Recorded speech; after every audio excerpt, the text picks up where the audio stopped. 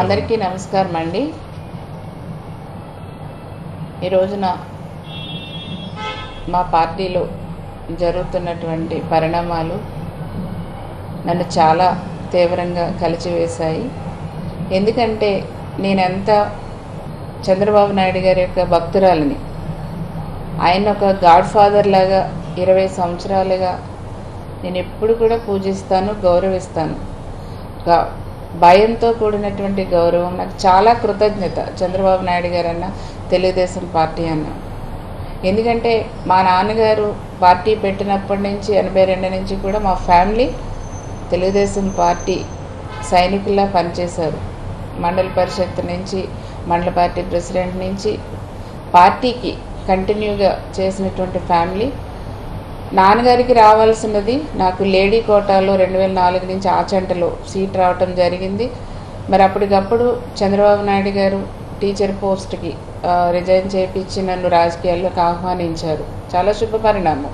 So నేను అంతే కమిట్మెంట్గా తెలుగుదేశం పార్టీలో నేను పనిచేస్తూ ఉన్నాను. ఇప్పటికీ కూడా నేను పనిచేస్తున్న చాలా చాలా గౌరవిస్తాను నేను చంద్రబాబు నాయుడు గారిని, లోకేష్ బాబు గారిని, వాళ్ళ ఫ్యామిలీని, పార్టీని.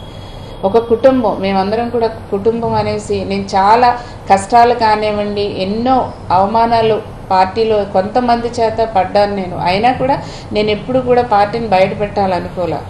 ఇప్పుడు సీట్ల విషయానికి వస్తే చాలా నా మనసు అయితే చాలా బాధపడుతుంది.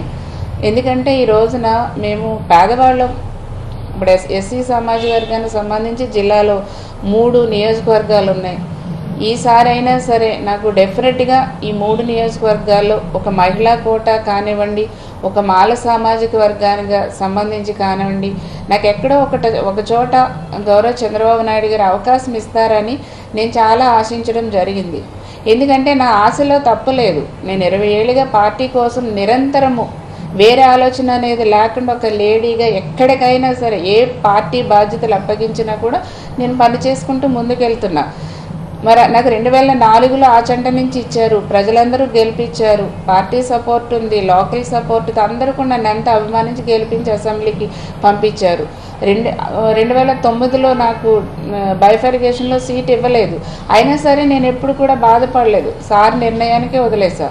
2014లో చింతలపూడి నుంచి నాకు టికెట్ ఇచ్చారు. చాలా సంతోషంగా ఫీల్ అయ్యాను. నేను కష్టపడి తిరిగి అక్కడ ఉన్నటువంటి చింతలపూడి ప్రజలు, నాయకులు అందరూ కూడా గౌరవించారు. మరి నేను ఊహించింది నాకు మంత్రి పదవి కూడా ఇచ్చారు. దానికి కూడా నేను చాలా సంతోషించాను. ఊహించింది మంత్రి పదవి ఇచ్చారు. తర్వాత నుంచి నాకు 2015 నుంచి అసలైనటువంటి కష్టాలు నియోజకవర్గంలో కానీ కొంతమంది నాయకులు నన్ను టార్గెట్ చేయటం మొదలుపెట్టారు. అయినా సరే నేను మాట్లాడితే నా పార్టీకి, తెలుగుదేశం పార్టీకి, చంద్రబాబు నాయుడు గారికి ఎక్కడ ప్రాబ్లం అవుతుందో అని నా కష్టాలని, నా అవమానాలని, నా బాధల్ని నేను మనసులోనే దిగమింగుకున్నా. ఎక్కడా కూడా నేను ఇప్పటివరకు బయట పెట్టాలనుకోలేదు. అసలు నేను ఆలోచనే నాకు ఎప్పుడూ రాలేదు. ఎందుకంటే కుటుంబం కాబట్టి మనం అన్నీ కూడా అడ్జస్ట్ అయిపోవాలనేసి నేను పార్టీ కోసమే సిన్సియర్గా పనిచేస్తూ ఉన్నాను. నేనేంటో, నా పనితనం ఏంటో అనేది రాష్ట్ర ప్రజలందరికీ తెలుసు. అంతేకాకుండా ముఖ్యంగా మా తెలుగుదేశం పార్టీ కుటుంబ సభ్యులకి తెలుసు, ముఖ్యంగా జిల్లా నాయకులకి తెలుసు, చింతలపూడి నియోజకవర్గ ప్రజలకు తెలుసు, ఆచంట నియోజకవర్గ ప్రజలు, నా సొంత నియోజకవర్గం భీమవరం నియోజకవర్గ ప్రజలకి, ఎంటైర్ జిల్లా అందరికీ కూడా తెలుసు. ఒకటే నేను అడుగుతున్నానండి, రిక్వెస్ట్ అనుకోండి, నేను విజ్ఞప్తి చేస్తున్నాను అనుకోండి, నేను చేసినటువంటి తప్పేంటి? ఇప్పుడు నేను మంత్రి తీసినా కూడా నేను మాట్లాడాల. చాలామంది కుట్రలు పన్నారు, నాకు మంత్రి తీసి దాకా కూడా వదలలేదు చంద్రబాబు నాయుడు గారిని. పాపం చంద్రబాబు నాయుడు గారు మంచి ఆలోచనతో ఉన్న కొంతమంది పెత్తందారులకి తలవంచక తప్పలేదు. అయినా సరే నేను ఎప్పుడు కూడా వాళ్ళ పేర్లు బయట పెట్టలేదు, ఏం లేదు. ఒక ఎస్సీ దళిత మహిళగా నా సెల్ఫ్ రెస్పెక్ట్ని చూసి వారవలేకపోయారు చాలామంది లోకల్లో. అయినా సరే నేను ఎప్పుడు కూడా బాధపడలా. నాకు గొప్ప అవకాశం ఇచ్చారు చంద్రబాబు నాయుడు గారు అనేసి నేను చాలా స్పోర్టివ్గా తీసుకున్నా. తర్వాత ఇంకా అదే కంటిన్యూ చేసి నా మీద లేనిపోయి చెప్పటం, మీడియాలో రాయిపించడం చేసి 2019లో కూడా నాకు టికెట్ ఇవ్వకుండా చేశారు. అయినా సరే అయినా సరే నేను అధినాయకుడి యొక్క నిర్ణయానికి వదిలేశాను. నేను మా నాయకుడి యొక్క నిర్ణయానికి వదిలేసి నేను గౌరవించడం జరిగింది. ఎందుకంటే ఆయనకు గౌరవించారు కాబట్టి. నాకు మా నాన్నగారితో తీసుకెళ్ళినప్పుడు స్టార్టింగ్లో చెప్పింది చంద్రబాబు నాయుడు గారు, అమ్మాయికి చాలా భవిష్యత్తు ఉంది, నాకు వదిలేసేయండి, నేను చూసుకుంటానన్నారు. సరే, మధ్య మధ్యలో నాకు గ్యాప్ వచ్చినా అట్లానే నాకు ఇంపార్టెన్స్ ఇచ్చుకుంటూ వచ్చారు కదా, పెద్ద ఆయన కదా, ఆయన మాటకి విలువ ఇవ్వాలనేసి నేను ఎప్పుడూ కూడా బాధపడలేదు. బాధ ఉన్నా కూడా పార్టీ ఎక్కడ బ్యాడ్ అవుతుంది అనేసి నేను మనసులోనే దాచుకుని పార్టీ నిర్ణయానికి కట్టుబడ్డా. ఎంతైనా ఇప్పుడండి జూనియర్స్ సీనియర్స్ అవుతారు, సీనియర్స్ ఎప్పుడు జూనియర్స్ అవ్వరు. ఈరోజు ఇంతకాలం 20 ఏళ్ళకి ఇంత సిన్సియర్గా నేను కమిట్మెంట్తో ఒక లాయల్టీతో పనిచేశాను. ఈ రోజున 2019లో కూడా టికెట్ రాలేదు. సరైన పని చేస్తే నాకు అప్పటి నుంచి అవమానాలు మొదలైనవి. 2015 నుంచి 19లో స్టేట్ కమిటీలో కూడా నాకు సరైనటువంటి నా సీనియారిటీకి ఒక మహిళగా, దళిత మహిళగా నాకు న్యాయం చేయలేదు.